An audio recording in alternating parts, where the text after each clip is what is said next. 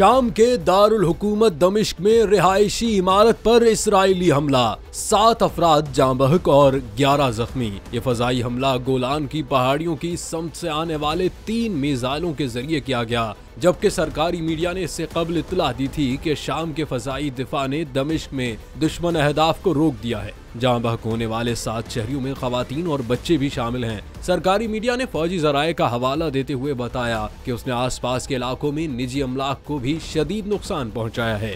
Israel कई सालों से शाम में ईरान से मुंसलिक अहदाफ के खिलाफ हमले कर रहा है, लेकिन पिछले साल 7 अक्टूबर को फलस्तीनी ग्रुप हमास के इसराइली सरजमीन पर हमले के बाद से इस तरह के हमलों में मजीद तेजी आई, जिसने गजा जंग को जन्म दिया।